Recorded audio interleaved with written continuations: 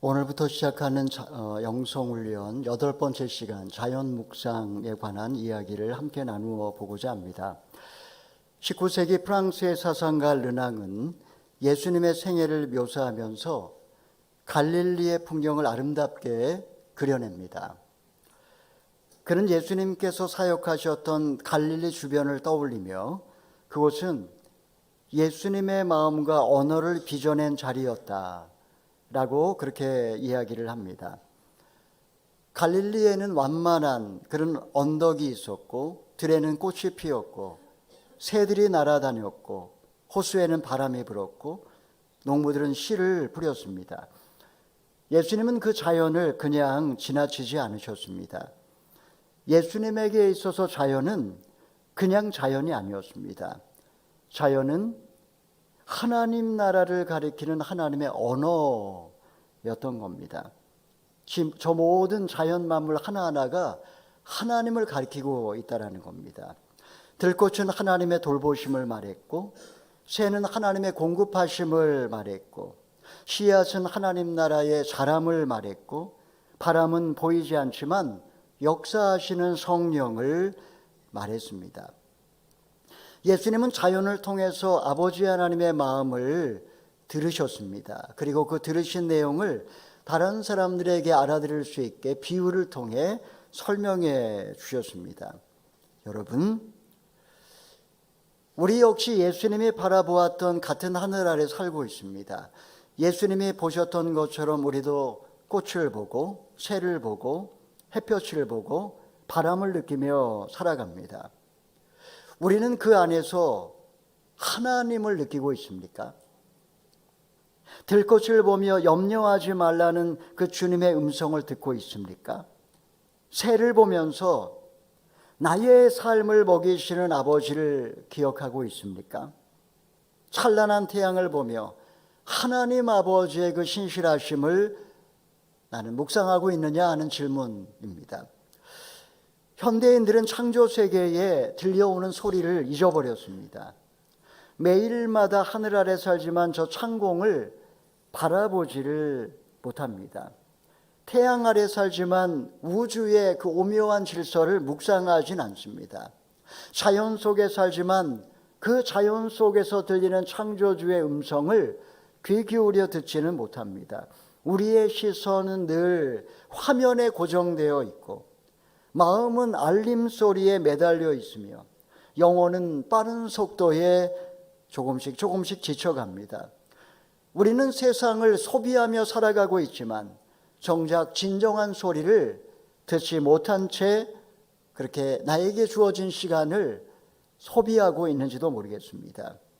이 시간에 우리는 본문 말씀을 통해서 하나님이 우리에게 주신 두 권의 책을 함께 펼쳐보려고 합니다. 하나는 창조세계라고 하는 책이요, 또 다른 하나는 기록된 말씀이라고 하는 책입니다.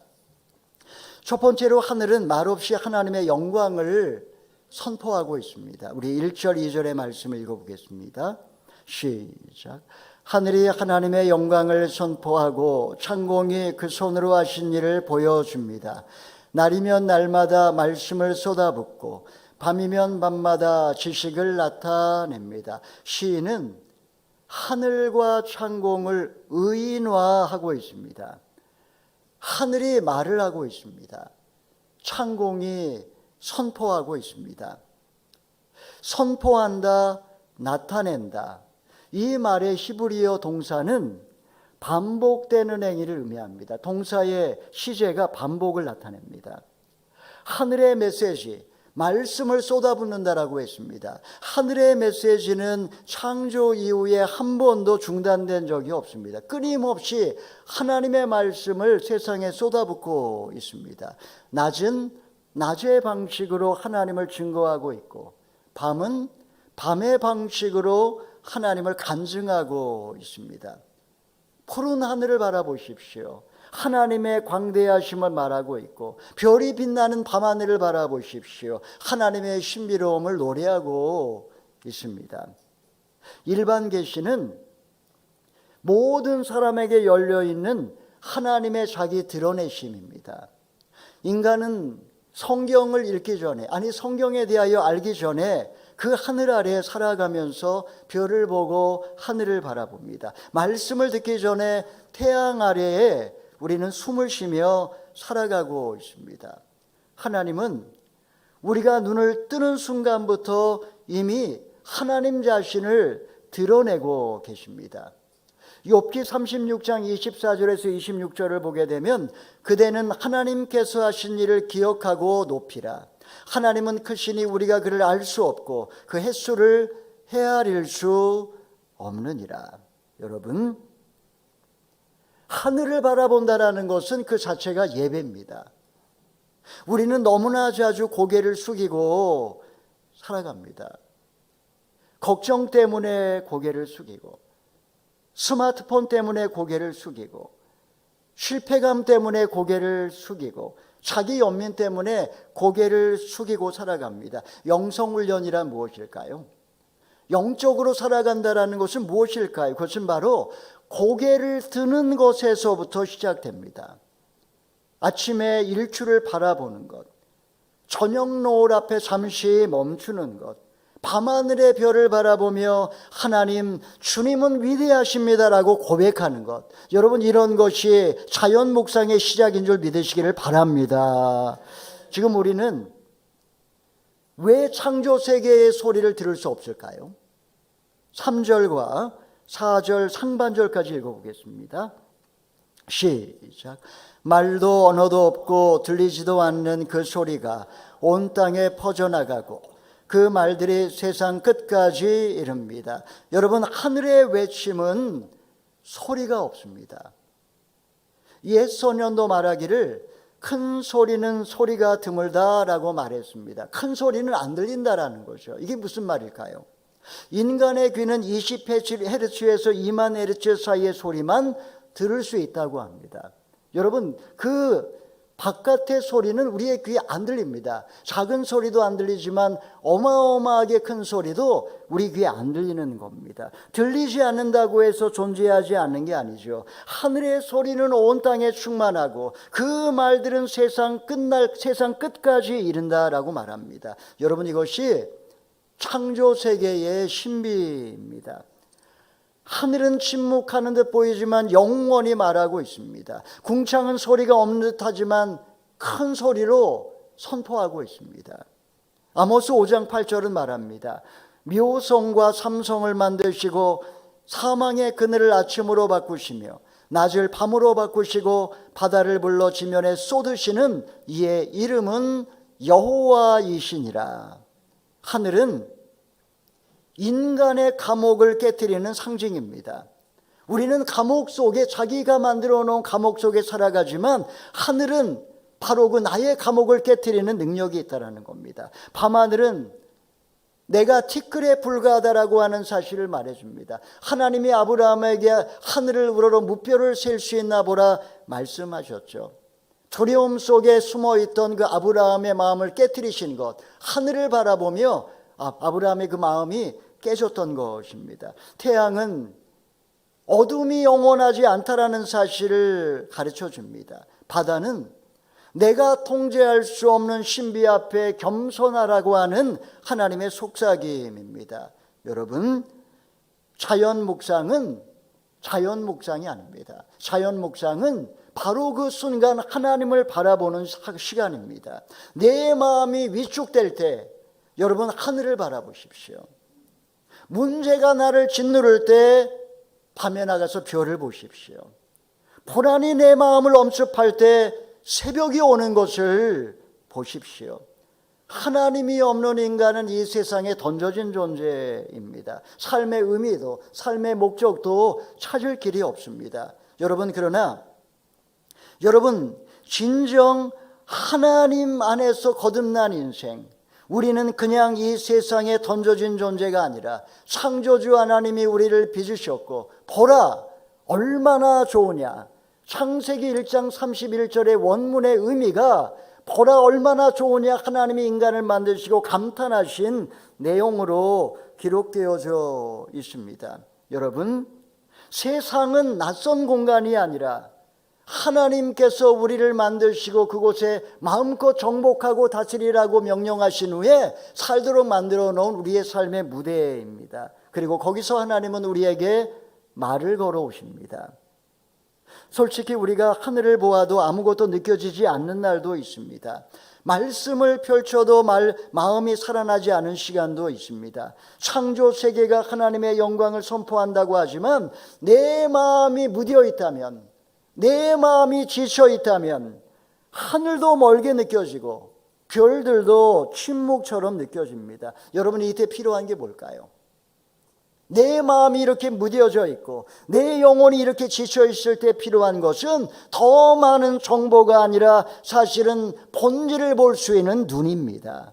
보이는 것을 통해 보이지 아니하는 하나님의 신실하심을 알아차리는 것, 보이는 것을 통하여 그 이면에 보이지 아니하는 하나님의 신실하심을 알아차리는 묵상의 감각, 바로 그것을 회복하라는 겁니다.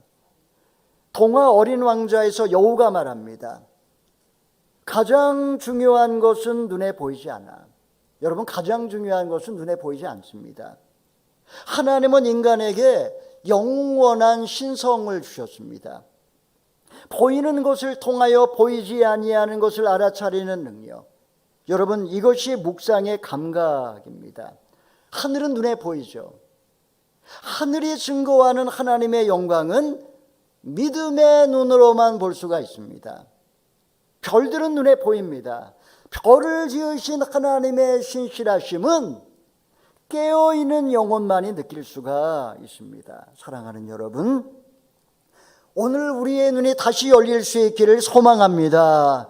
너무 오래 화면만 보느라 잃어버린 하나님의 언어를 회복하실 수 있기를 바랍니다. 너무 오래 문제만 바라보느라 놓쳐버린 하나님의 영광을 우리가 다시 바라볼 수 있기를 축복합니다.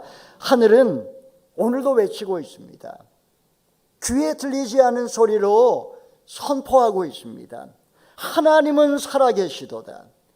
하나님은 크고 위대하시도다. 하나님은 신실하시도다.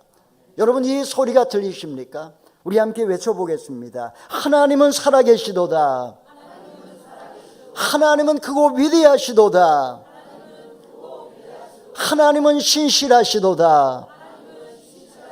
아멘. 시인은 하나님의 광대하심만을 말하고 있지 않습니다. 시인은 이제 태양을 바라보며 고백합니다. 둘째는 태양의 길은 창조의 질서와 생명을 드러냅니다. 우리 4절 하반절부터 5절 읽어보겠습니다. 시작. 그분이 해를 위해 저 하늘에다 장막을 치셨습니다. 해가 자기 방에서 나오는 신랑같이 경주하는 힘센 장사같이 기뻐하며. 자, 고대 세계에서 태양 그 자체가 숭배 대상이었습니다. 이집트와 바벨론의 세계에서 태양은 신이었습니다. 자, 그런데 놀랍게도 시편 기자는 태양을 신으로 섬기지 않습니다. 태양은 하나님일 수 없습니다.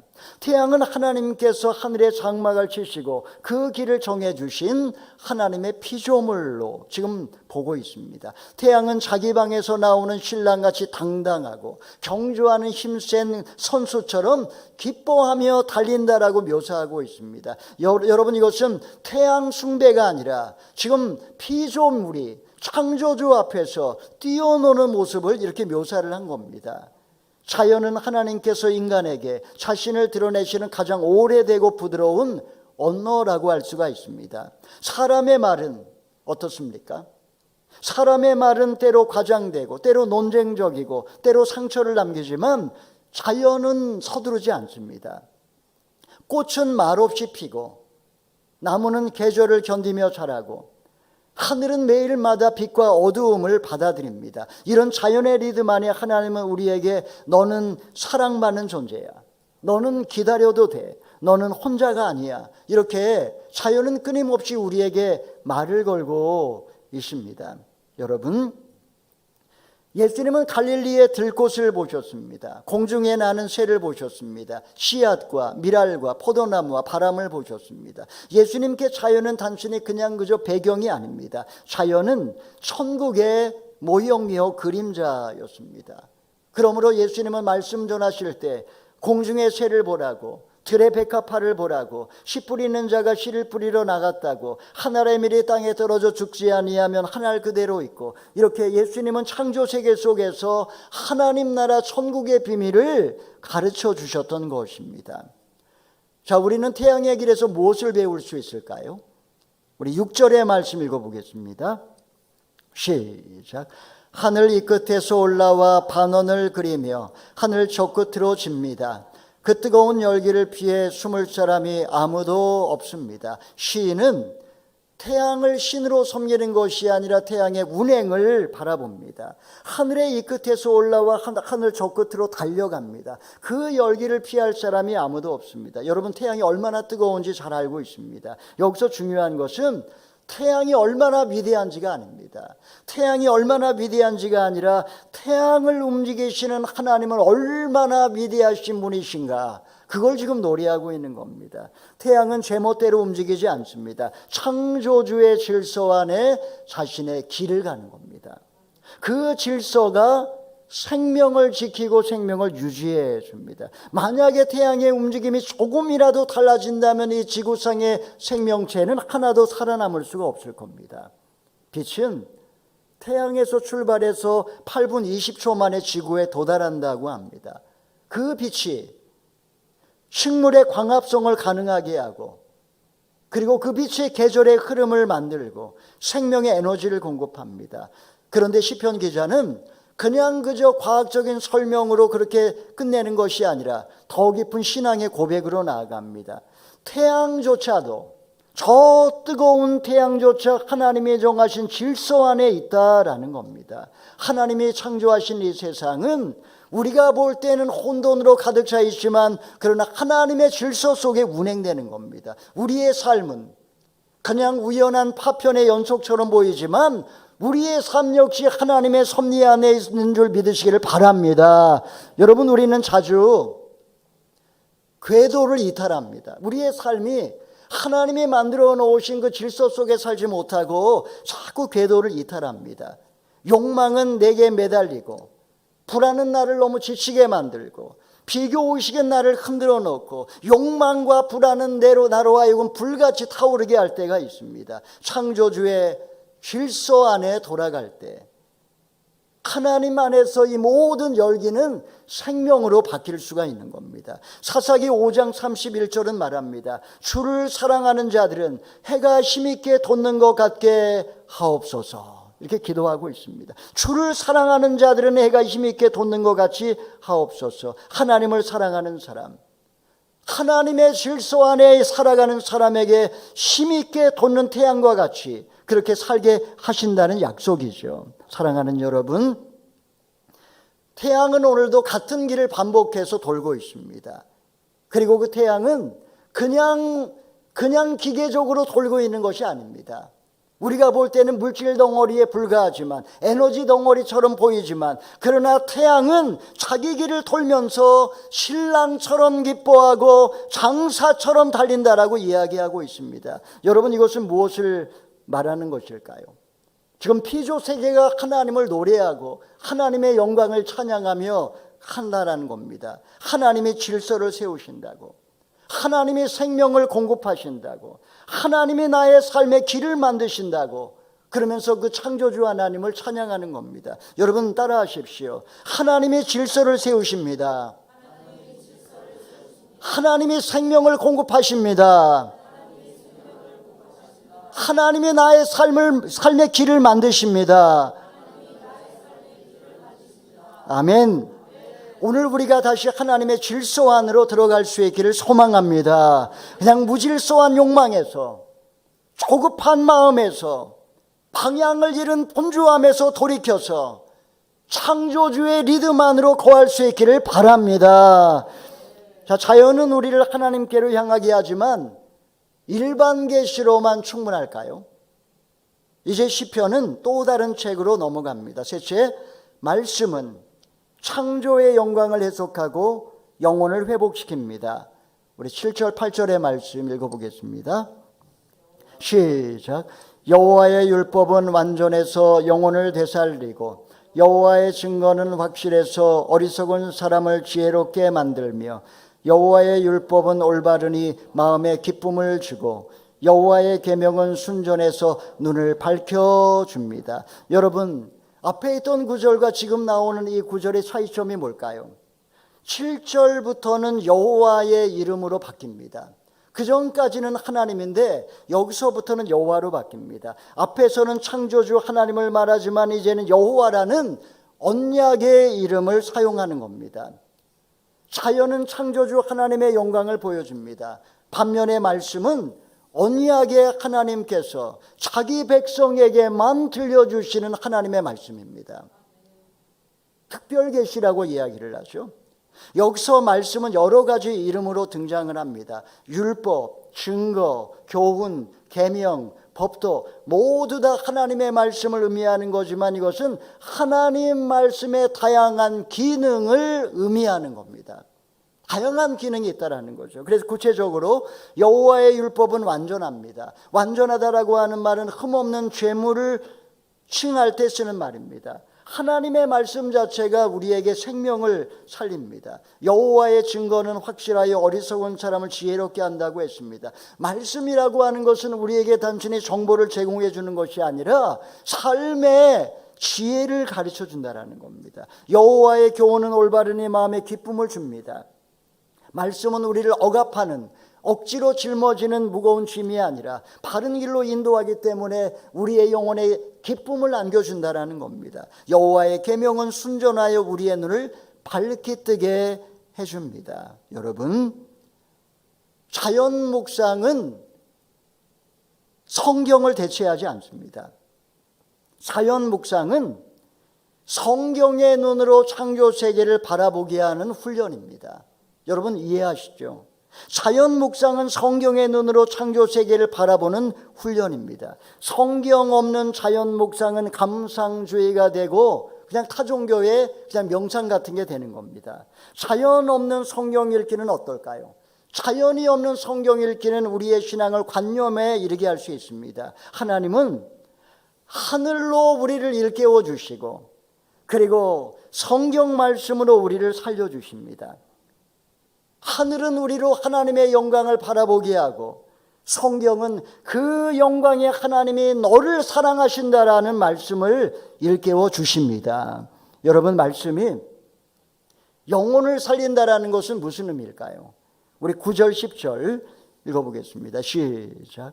여호와를 경외하는 것은 신성한 일이라 영원히 지속되며 여호와의 판결은 참되고도 의롭습니다.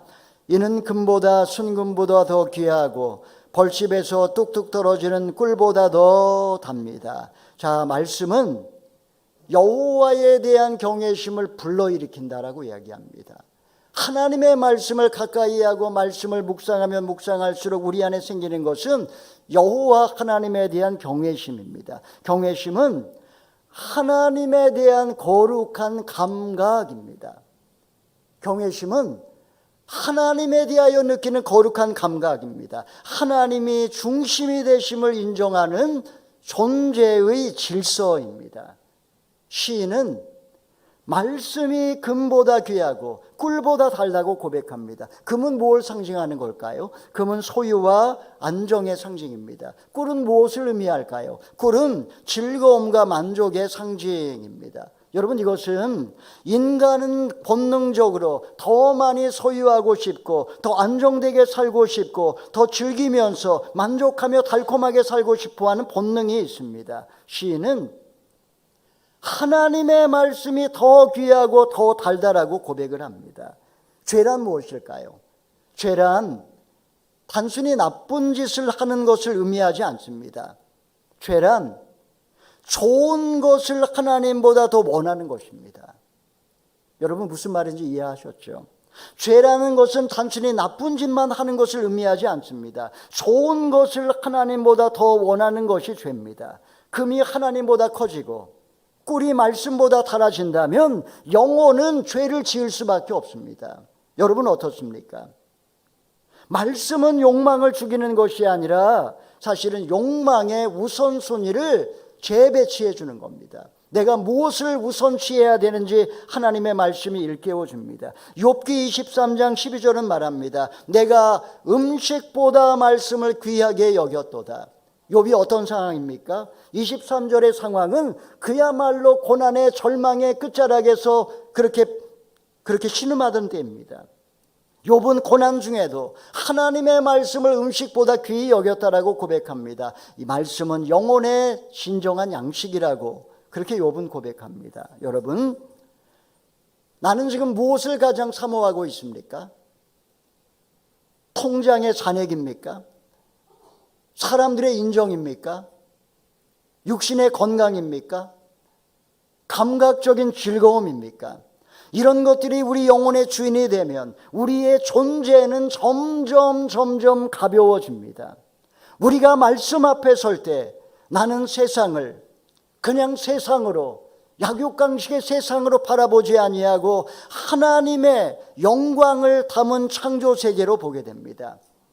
이웃을 바라볼 때도 나의 그냥 경쟁 상대가 아니라 함께 하나님을 예배할 존재로 보게 됩니다. 나 자신에 대하여서도 열등감과 때로는 교만에 그렇게 살아가는 존재가 아니라 하나님께 사랑받는 자녀로 나 자신을 여기게 됩니다. 19세기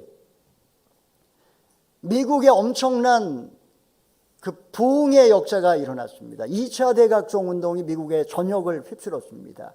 1차 대각종이 일어나고 100년 만에 다시 한번 2차 대각종 운동이 일어났습니다. 이때 사람들은 엄청난 감정적인 어떤 그 감동을 받고 막 울부짖으면서 하나님 앞에 몸부림을 칩니다.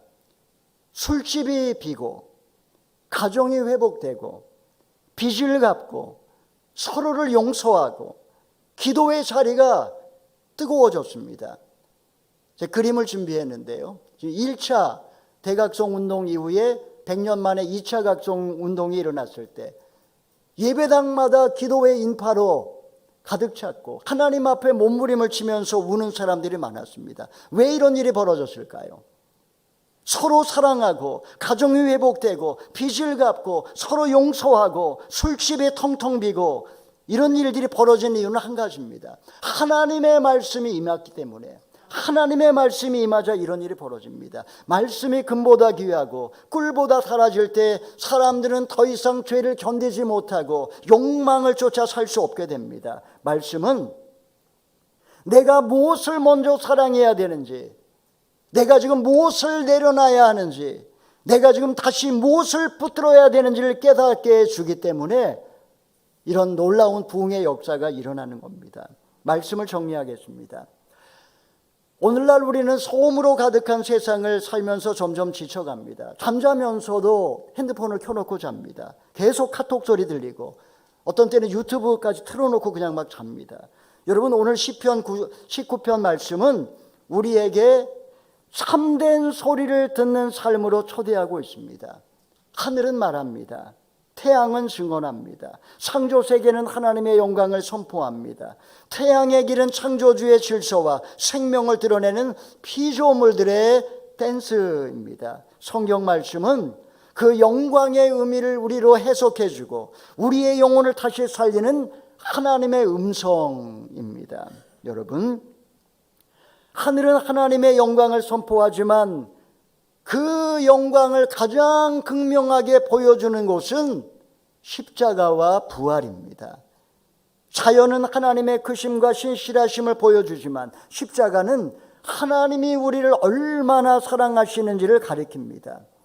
태양은 어둠을 밝혀주지만 부활하신 그리스도께서는 죄와 어둠으로 가득한 이 세상의 모든 어둠을 몰아내십니다. 우리는 하나님의 영광을 묵상하고 그 영광이 그리스도를 통해 이 땅에 오셨음을 고백하게 됩니다. 사랑하는 여러분, 이번 한 주간 자연을 그냥 지나치지 마십시오. 가족들과 함께 자연 속으로 들어가 산책해 보시기 바랍니다. 하늘을 바라보며 하나님을 기억하시고 태양을 바라보며 하나님의 신실하심을 묵상하시고 별들을 바라보며 하나님의 그 광대하심을 묵상하시기를 바랍니다. 하나님의 말씀을 펼치며 거기서 생생하게 들리는 하나님의 음성을 들으시기를 바랍니다. 우리가 창조 세계 안에서 하나님의 영광을 듣고 기록된 말씀을 통해 하나님의 뜻을 깨달아 금보다 귀하고 꿀보다 단 말씀을 사모하는 영혼으로 회복되기를 바랍니다. 사랑하는 성도 여러분, 오늘부터 시작하십시오. 오늘 나가면 밤하늘의 별이 보일지 안 보일지 모르겠지만 오늘부터 시작하십시오. 창조 세계가 여러분을 부르고 있습니다. 성경은 우리에게 말씀하고 있습니다. 우리의 잠든 영혼이 다시 하나님의 음성을 듣기 시작할 때 하나님은 우리의 눈을 밝혀주시고 우리의 마음을 기쁘게 하시며 우리의 지친 영혼을 소성케 하실 것을 믿으시면 아멘 하시기 바랍니다. 이번 한 주도 하늘 아래서 하나님의 음성을 들으시고 말씀을 통해서 세상을 다시 바라보며 당당하게 제자로 믿음으로 사시는 저와 여러분 다 되기를 주님의 이름으로 축원합니다. 아멘. 한 주 동안 우리 실천사항 말씀드리겠습니다. 첫 번째는 자연 묵상 기록하기. 이번 한 주에 나무, 하늘, 바람, 햇빛, 비, 별, 새소리 중에 하나를 선택하시고 묵상하시고 그걸 한번 기록해 보시기 바랍니다. 질문은 이 창조 세계를 통해 하나님은 내게 무엇을 말씀하시는가? 이 창조 세계 피조물을 통해서 하나님은 내게 뭐라고 말씀하시는가? 돌아보면서 한번 기록을 해 보시고요. 시편 19편 1절에서 10절을 천천히 읽기. 그래서 매일 한번 본문을 천천히 읽으십시오. 이번 주에 내가 금처럼 붙드는 것, 꿀처럼 달게 여기는 것이 무엇인지 한번 나를 돌아보면서 적어보시고요. 그리고 말씀 앞에 고백하십시오. 주님, 내 삶의 욕망의 순서를 다시 세워주십시오 하면서 묵상해 보시면 좋을 것 같습니다.